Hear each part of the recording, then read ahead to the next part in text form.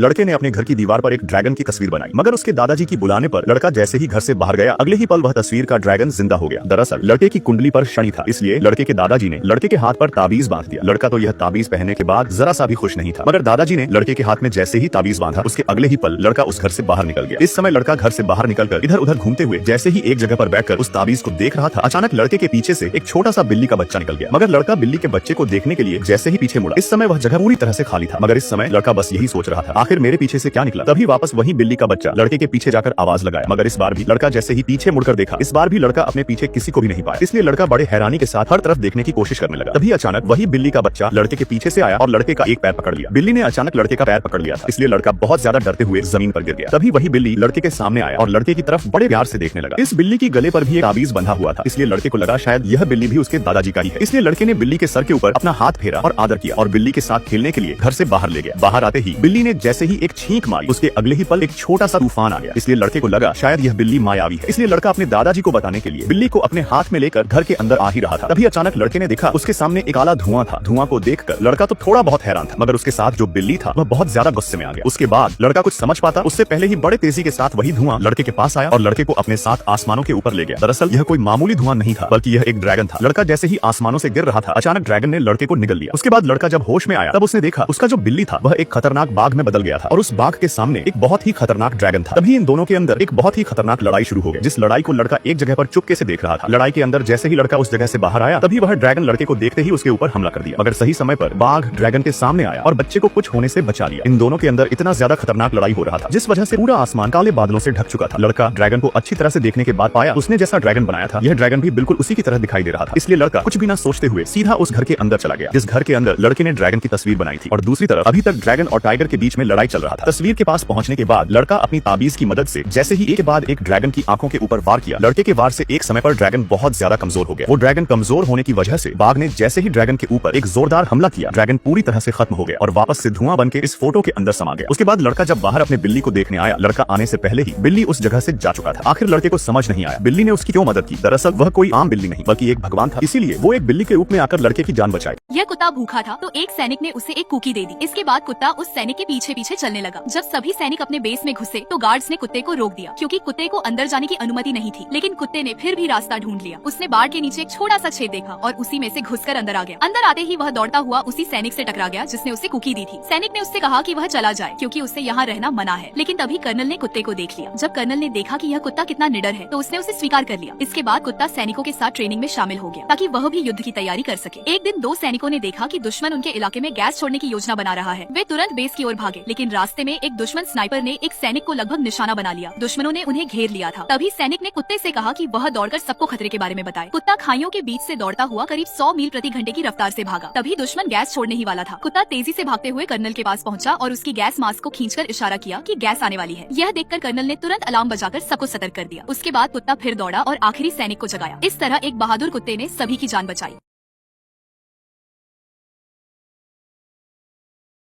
इस शहर की इमारतें हिल सकती थीं और एक कारखाना खुशी से नाच सकता था, लेकिन अचानक एक पक्षी आकाश से नीचे गिरा। कारखाने ने उसे हैरानी से देखा, पाया कि वह मर चुका है। तभी पक्षियों का एक पूरा समूह अचानक जमीन पर गिरकर मरने लगा। कारखाने को जब समझ आया कि अपराधी वही है तो वह डर गया और शहर छोड़कर भाग निकला। जब वह जंगल पहुंचा तो उसने देखा कि उसके कारण सभी पेड़ मरने लगे। वह डरकर वहाँ से भी भागने लगा और एक चट्टान से लुढ़क कर सीधा समुद्र में जा गिरा। उसने वहीं रुकने की कोशिश की ताकि और किसी को नुकसान न हो, लेकिन धुआं निकलते ही पानी भी प्रदूषित हो गया और मछलियाँ भी मरने लगी। कारखाना वहाँ से भी भाग निकला और चारों ओर देखा तो पाया कि पूरी दुनिया उसकी वजह से बर्बाद हो गई थी। अपनी वजह से हुए नुकसान को महसूस करते हुए उसने हिम्मत जुटाई और पूरी तरह से सब कुछ बंद करने का निर्णय लिया। उसने अपनी चिमनी को एक पत्थर से ढक दिया और जहरीले धुएं को अपने अंदर ही रोक लिया, यह जानते हुए कि उसका शरीर अब नष्ट हो सकता है। अचानक वह जोरों जोरों से खांसने लगा, जब तक कि वह दुखद रूप से समाप्त नहीं हो गया। लेकिन उसके जाते ही दुनिया फिर से चमकने लगी। एक छोटा पक्षी उसे धन्यवाद देने के लिए उड़कर उसके पास आया। तभी अचानक फैक्ट्री में विस्फोट हो गया और दुनिया फिर से दूषित हो गई। अब चल तू बता, क्या सारी गलती फैक्ट्री की थी?